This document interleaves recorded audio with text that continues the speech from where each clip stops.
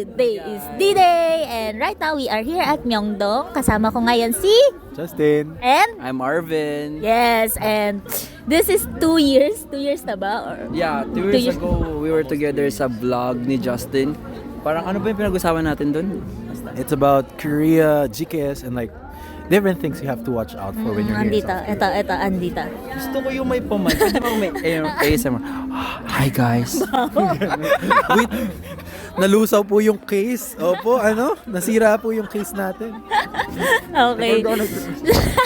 Kaya wala, medyo mabaho eh. Uy, nag-establish na Amerikano yung hining ako. So, Baka yung mga Amerikano winter ngayon, 'di ba? December Winter. 25 po today. Hoy, wag. Ano Joke ba lang. talaga ngayon? January 10. I Yeah. think it's 11 already. Kakasweldo lang po ni Arvi. 11th na. Oo. So, yung last time, Wait, let me check on my... Ay, yes, on my... 2 years ago, wala yung ganyan. Naghihirap kami. Actually, mahirap pa din kami ngayon. Pero So, we are in a ghost coffee shop. It's Molto. May kimchi pa. Actually, hindi to coffee shop. Molto. Pwede ba? Umayos na tayo. Right now, anong pag-uusapan natin? probably to refresh you, we're GKS scholars and we came to Korea March 2021 and we're about to complete our degree soon, so that's something you have to watch out for. I mean, everyone here is about to complete their degree. So, bali itong video na to is parang life update na lang sa atin. Siguro Mga kung ano ang dami ko sinasabi. Ito, 2 years and 10 months update sa atin. As a GKS recipient, ayan. Okay, as a GKS recipient, Scholar of GKS. daming sinasabi. So, as a GKS scholar here sa Korea, as a Southeast Asian Filipino, ano yung pinaka-challenging? Are we supposed to answer in English or? Anything. For me, probably the most challenging part is not actually the studies itself, but it's more of after the studies. Because now me and Arvin already done with our studies. And the challenge is actually finding what's after studies. Because in Korea, studying is an easy part, especially if that's the only thing you're worrying about. Because when we were like doing our degree, that's the only thing we're focused and we're supposed to do. But now that we have finished our degree and like Dawn is now doing her own story for it, she'll discuss later. It's more of what to do now, like what's next. And that's not just challenging but daunting in a sense if you think about it, because there's a tendency for us to actually not make it and have to go back in our homes. And that's one of the scariest part I think of when I'm thinking about my life here as a student. It's because what I can say, like when I was studying, it's far less competitive than what it is in the Philippines. Yes. Our undergraduates was extremely difficult. But now we only manage like 4 subjects a week. 4 subjects. For me, it's just two subjects a week. I had a 2, 3 semester. subjects. I had a semester that I only have to go to school twice, and the rest would be rest day. I mean, imagine that. That's easier, but that's part of the process. But now we're on the tail end of this journey. It is the hardest part, I think. ASMR, 1, 2, 3, check. Okay. So, Hindi ako nakapag-charge dyan. yo. So, yun na nga guys. Because for me kasi, as what I've heard from my friends, kasi it's the language really, especially for my friends na nag-study with thesis tas Korean language pa. that me? Katulad nito. Hindi ko sinasabing siya yun, pero siya. Ayun, pero yun, I am just speaking in behalf of them kasi yun nga, ang daming nag-stress about sa language, sa thesis. But in my case kasi, especially kami ni Justin, global MBA students kami, English track. So we are not required to speak in Korean, tas mag-study in Korean. So Pero kailangan pa rin talaga it's yung been Korea. easy. Siguro yung Korean na lang siguro sa everyday life. Sa dulo din. Tapos siguro kung Finding tatanungin ako kung ano pinakamahirap, siguro yung For you. For me is finance. Ayun, that's what I was about to say. So, sabi ko na, I think we've mentioned it dun sa vlog ni Justin 2 years ago, yung finance, as a GKS scholar, yung financial ability namin medyo tight, especially na yung nagkakaroon ng inflation all around the world, tapos yung allowance namin, it's not getting higher not as we according to what we want. So, meron talagang adjustment in terms of like spending, like in terms of getting additional income legally, guys, I just wanna like reiterate Put it out that. there. Yeah. So, yun, kailangan namin mabuhay sa Korea and maintain yung lifestyle namin. So, bakit? Yung rent din, especially yung rent kasi mahal. Kailangan may struggle ka pang maghanap ng Finish mo lang naman. Huwag kang, time ko to eh. Huwag mo kakat to buuin mo to. So especially sa rent, yun yung pinakamalaking percentage ng costs namin as a student eh. Yeah. So usually kasi ang mga rent dito sa Seoul, siguro maabot ng 600-400,000 A month. per month. Cheapest na yung sa akin, 300. Seoul kasi Cheap sa kanya. Ako 400,000. So, ako 278. crucial talaga yung magaling ka sa maghanap. Magaling ka rin, at least marunong ka mag-Korean para makapag-usap ka ng rates sa budongsan. Sa real Or estate. even sa owner itself. The owners, they tend to be kind, especially if you speak Korean. Exactly. Yes. So basically, yun lang talaga. Yun lang talaga. Kailangan lang talaga magaling ka dumiskarte dito. Yun, thank you so much. Thank you so much. So, So ako naman, syempre, alam naman nitong dalawang to, nangyari sa akin. So Balita. Okay, look at me. so bale, yun nangyari sa akin. Sila, graduating sila this spring, tama? Pero ako, extend ako kasi nga dahil sa aking thesis. Ang thesis ko po ay in Korean and What's the thesis title? the thesis title is about This is your pre-defense. yung thesis title ko po is hindi mo na yung title, parang babaguhin ko pa siya. Pero ang buong story ng story. Hindi, ang buong concept ng aking thesis ay about traditional media use and Facebook use. And its effect to the political participation and political knowledge of Filipino, Gen Z, and millennials. When you say traditional, it's the television, Yes, it's- newspaper. Yeah. Yun, TV, radio, and newsprint. Yes. Which So, is very timely. very timely. So, Country which is the Philippines. yes. So talagang pinupush ko siya ngayon at so far so good naman. May progress tayo kahit You're a professor. oo, yung professor ko, he is one of the top 10% sa field Top niya. 10. Top 10. So, very professional talaga siya and ethical dito sa field na to, sa political communication. When you're commenting about yung mga points na gusto niyang ipabago. Oo, yun. Very keen siya. And every week kami nagkikita. Kaya sobrang bait niya sa akin. And yun nga, in Korean yung thesis ko, kaya medyo nahirapan tayo. Pero okay naman, progressing. Yun lang yung part talaga na sobrang nag-breakdown ako. Kasi nga, parang meron kasi noon na meron akong timeline na kailangan hanggang dito lang pwede. Kaya sobrang na-pressure ako. Tapos, alam mo yung parang... Pressure pa sila sa akin. Kasi inuulit-ulit ko na bawal madelay. Oo. Yun yung naisip ko na ayoko ma-delay. Parang naisip ko kasi pag may nade-delay, parang ang pangit. Alam mo yun? Pero it's okay. Parang it's part of life na Usually, ganun. Sa school namin, especially marami yung international students na kaibigan. Maraming na-delay talaga, especially sa thesis. Thesis na talaga mahirap. Normal thing for GKS. That's why part of the stipulations of GKS is actually they support your studies. For example, you're doing masters, they can support until 3 years in total. So you can extend until at least 2 semesters more. For PhD, if you're doing 3 years PhD, you can extend until at least 1 year more. Because they understand the concept of like people getting delayed, because especially for her, she required a lot of respondents for her thesis. Hindi lang siya 10. 500! Hindi lang 100, 500. Which is understandable if you're like an international student because there's like a language barrier. Tapos, it's not, how to say, basta sobrang hirap niya.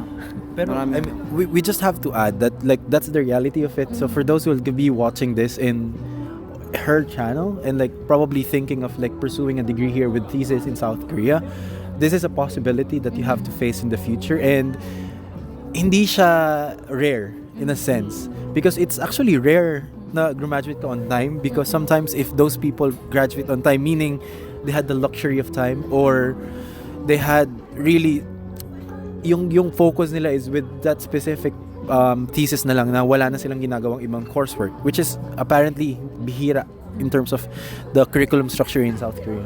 Especially in Korea kasi yung standard of education dito sobrang taas, di ba? So, talagang understandable na merong mga students, especially international students na nade-delay. Yung educational culture din nila, yung professor sobrang strict, right? May marami mga revisions. So, hindi siya talaga lenient. Talagang strict sila. Yon. Wow, coming from Yes. someone na hindi nag-ano. Nagtithesis. Hindi naman sa pinapalakas namin yung loob ni Don. Pero that's the reality of it. Because We're speaking as an outsider. yeah, and also in general in a sense, because I know some Korean friends as well, like they also struggle with nadedelating. writing their thesis because sometimes would even stop study. Because I mean, in my university, there are students who didn't complete GKS and finish their degree midway because the thesis is too much. And that's a normal thing. Sobrang too much na. Sobrang na too much. Ganun siya ka too much. Parang yung moment na yun, sobrang ano sa akin nun. Sobrang, hindi When naman was life. that? When was that specific? Around September, October, November, yung months na yun talagang sobrang yeminhe ko. Sensitive ko. Parang konting ano mo lang sa akin, talaga iiyak na ako. Ganun siya. Which is, hindi naman talaga ako umiiyak ever. Doon lang talaga ako naiyak. Sa buong 3 taon, almost 3 taon ko dito, yun lang talaga, yung pressure lang talaga. So, kung... Also with the professor. Like, Oo, kasi ang bait-bait ng professor ko, tapos parang ako wala akong nabibigay. she's not giving. I'm not giving. Not giving literally. So, napofrustrate ako nun sa sarili ko. Kasi yung professor niya is so active na mag-push na, sige doon, ipapublish to, ganyan. Ipapublish niya talaga. Kasi, I mean, maganda yung study. She was consulting to us, like, what do we think about the direction for this one? Promising siya in a sense. Kaya nga parang, ang pressure din niya kay Don, kasi nga, ang daming naririnig na maganda yung study. Tapos But wala akong her, nabibigay. she's not giving. So, yun lang mahirap. Tapos, pero inalaw niya naman ako na i-write muna siya in English and then i-translate ko na lang siya after. Yeah. Kasi mas topyoneso. More convenient. Yun. Yun Look lang. at her na, mas magaling na siya Ayan. Yun lang. So, para sa akin yun yung pinaka-challenging. I have a question now. Like, after your studies, what are your plans? My plan. Like, individually, what are your plans after your GKS journey? Because they've been getting information about, like, us, like, what GKS is about, like, ano yung scope nito and how it supports us. But, like, hindi kasi natatapos after graduation yung tulong ng NIED. It's the start. Start After pa lang GKS. siya. So, this is the time for you to share your experiences and what do you want to experience in the future? Okay, so for me Pwede kasi... mo hawakan yung Sorry mic? po. Kala ko kasi interview eh. Sorry. For me kasi, so my plan is after I graduate, I would like to pursue a career here. Siguro hindi naman all the way na, pero hindi ako sure ka. For forever. Siguro Hindi natin sure. for 3 to 5 years, siguro roughly that time frame. How do you think you'll be able to do that? Yes. Of course, kailangan you have to like find a good job. Like, for me kasi after I graduate, I really need to enter, like to penetrate the Korean job market. If that makes sense. That's right. Ay, joke. Like to just have like a kickstart so that like other companies Pagsilipa ba kita? so that other companies when I apply to them they can see that I already got an experience in a Korean company, so it will be easier for me in the future.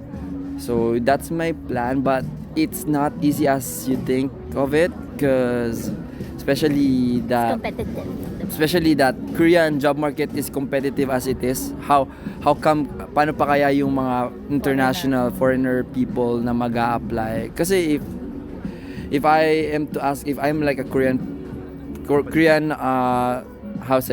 yung mga employer, I will definitely choose a Korean native to the jobs, but instead of like a foreigner for a job, especially kasi yung language or communication which will be smoother kapag Korean native yung hinire mo.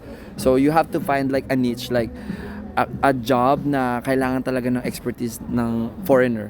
So that's one of the tips. And another thing is like yung connections mo, yung mga friends mo, yung the whole time na nag-aaral ka as a GKS scholar, you have to enrich, papalawakan mo pa yung Korean connections mo. And third, siguro yung jobs na kailangan ng mga Filipino. Katulad ng mga remittances, yung mga, yun doon, mas madali yung mga, GME, ayan. Sponsored. Hindi, joke lang.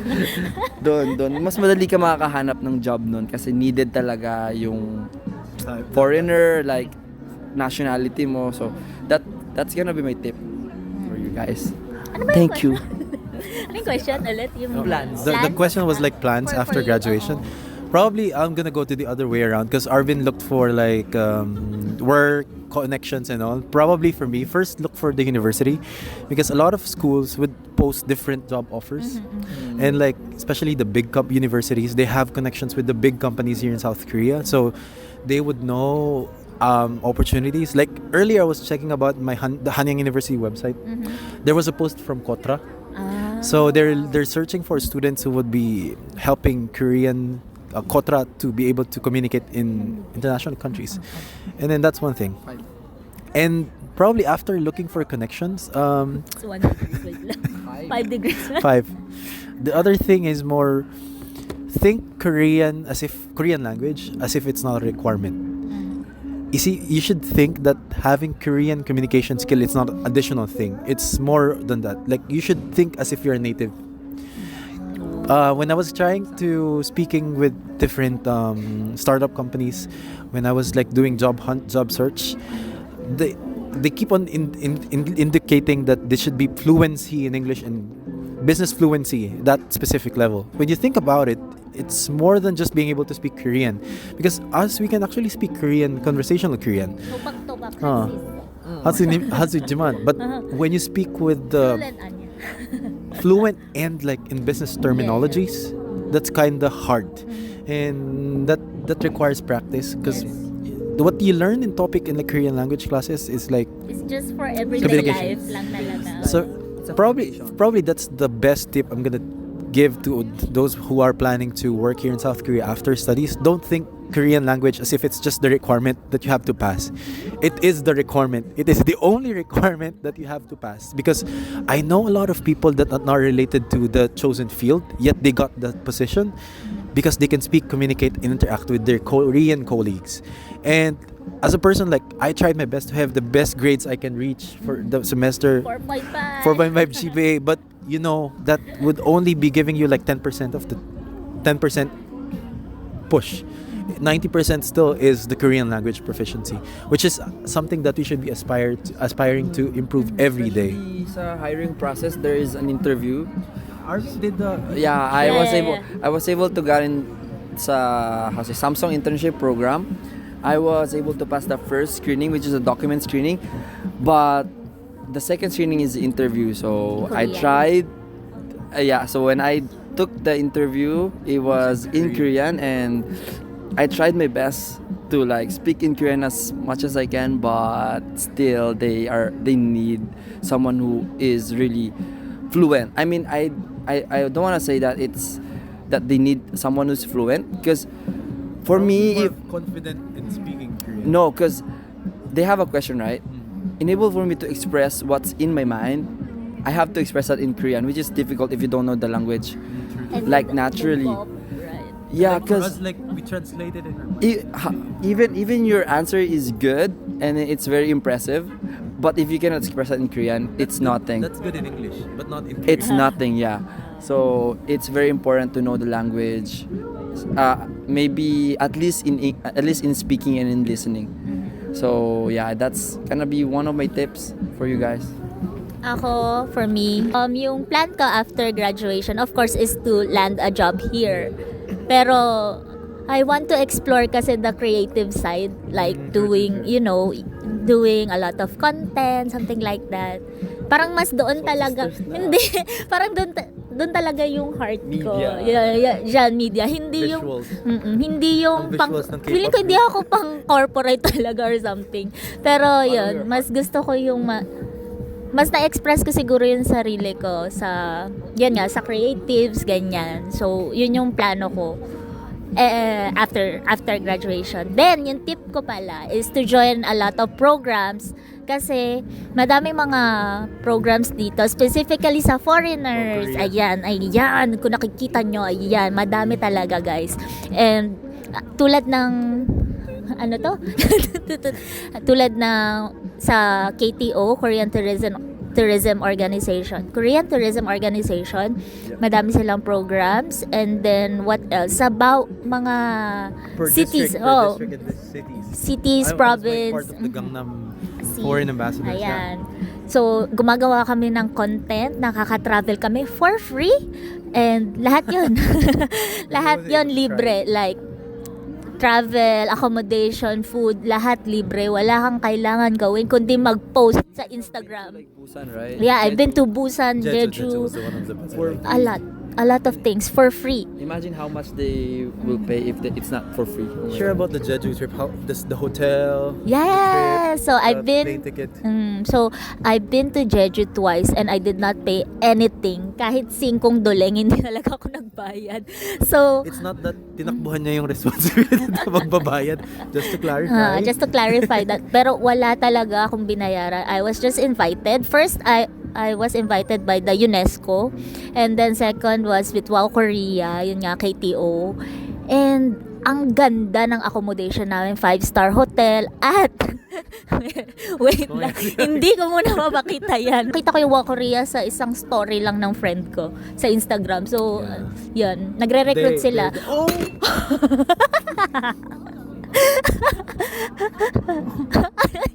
Casetify. Ito. So, yung mga, ano tawag dito, yung mga programs na nabanggit ko kanina, makikita nyo siya actually sa Instagram. Actually, sa Instagram ko lang talaga nakita lahat eh. And then yung iba, parang nirecommend lang siya. Referrals lang din ng mga friends. So, yun nga, after mo mag-join ng isang program, lahat yan, konektado silang lahat. Kaya it's better kung nasa program, it's giving. Kung nasa mga program ka na, marami ka makikilala na other international students, international, mga expats din dito. So, yon, dahil sa kanila nakakakuha ako ng mga mga kung ano-anong perks, jobs. And camera, yung mga napanalunan. Mga camera, mga napanalunan namin. So, yon.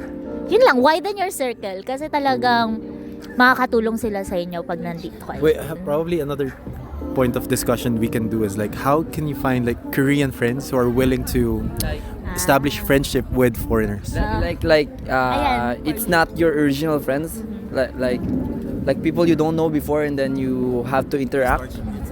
Starting from scratch. Get Tinder.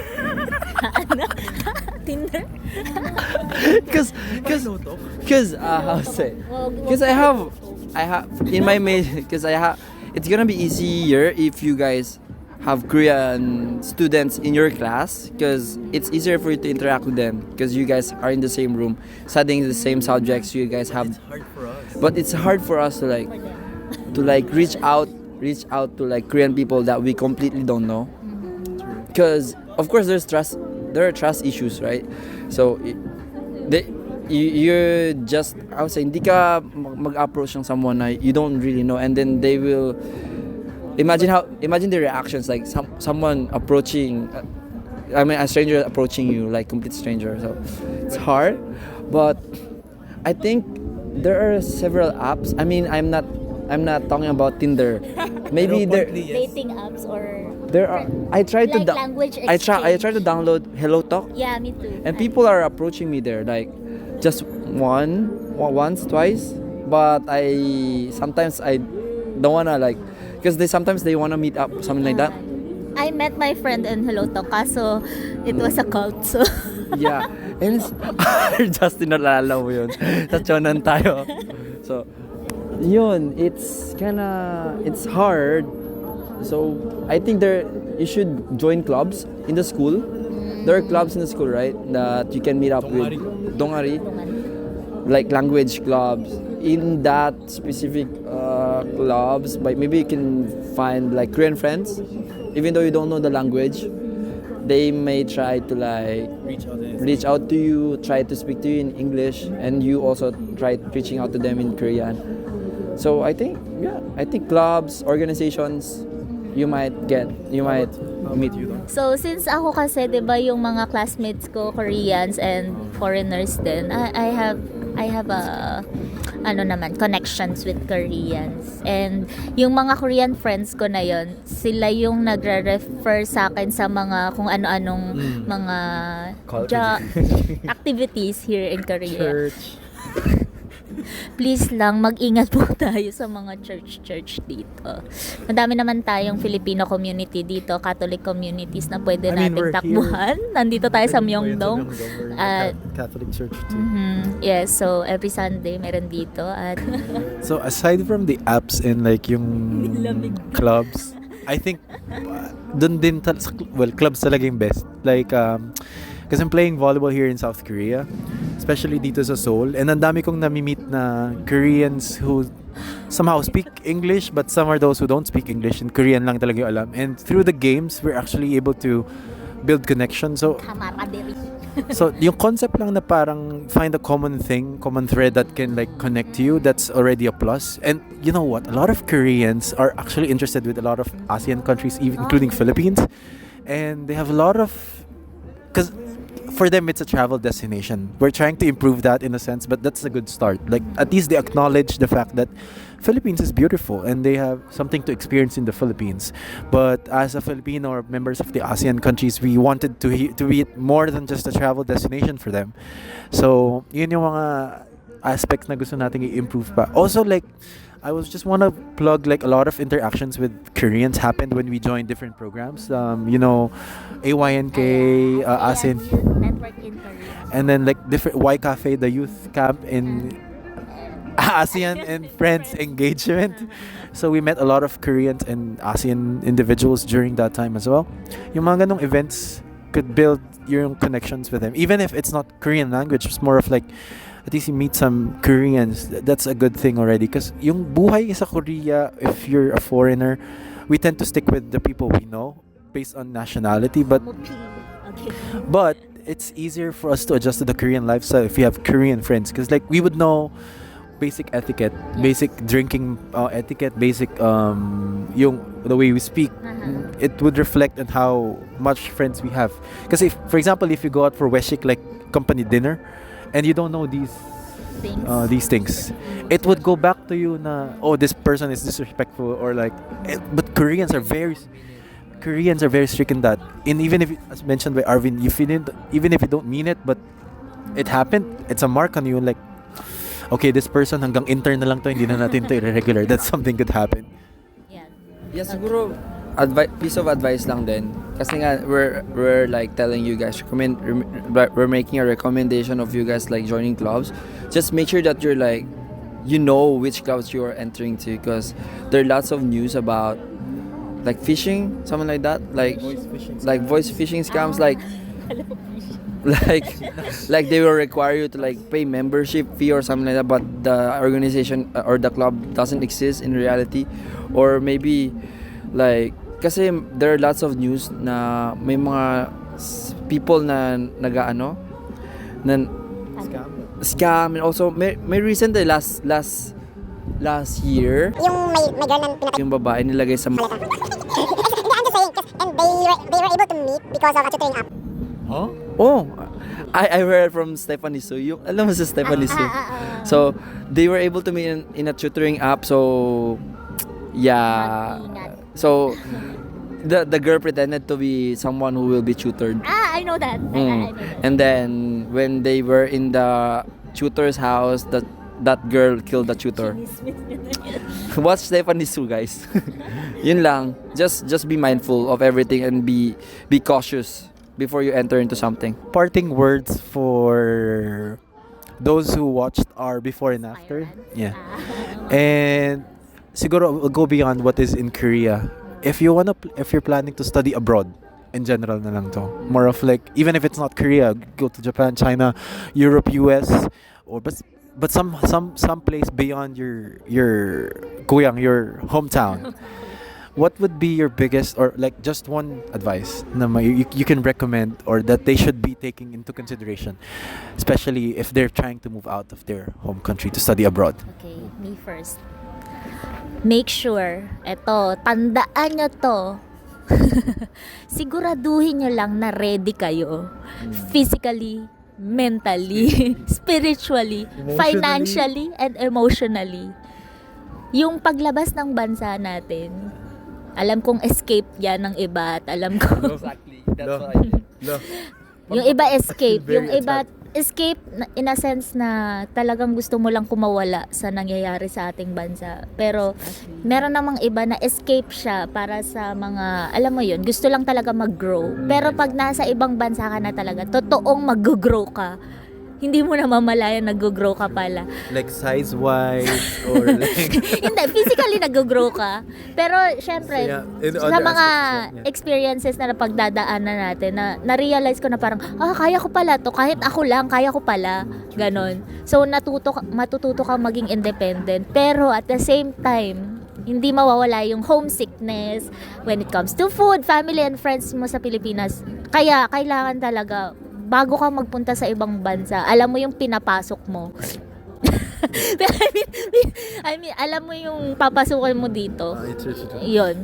Probably yung sa akin naman is like, don't treat studying abroad as if the only escape.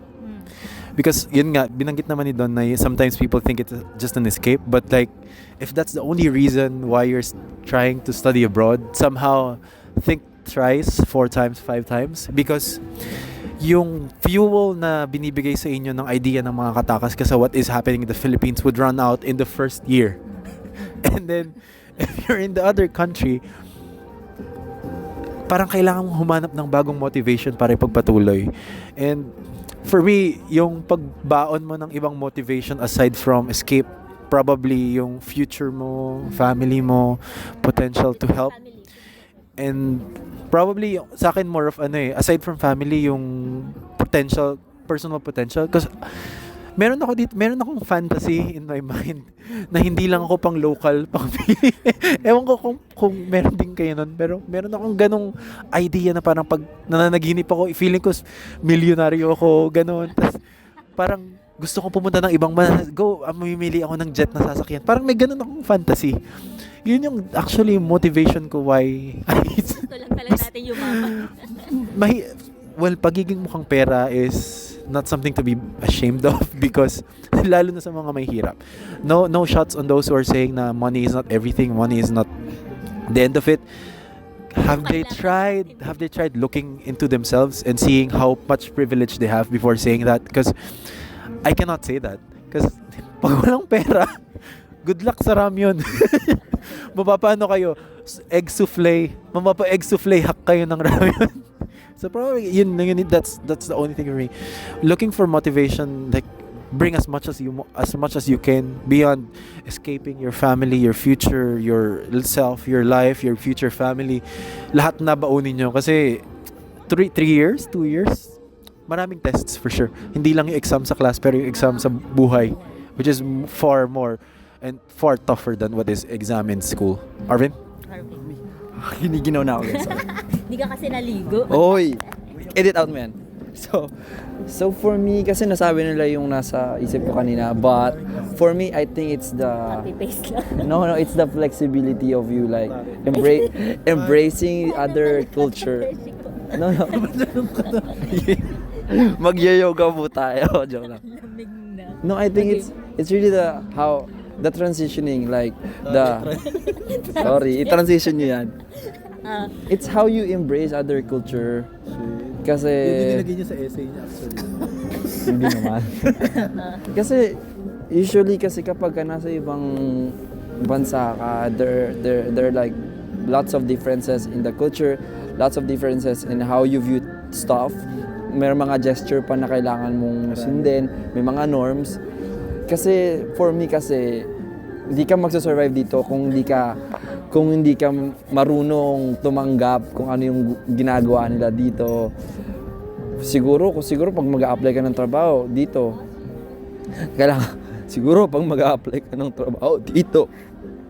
kung di ka marunong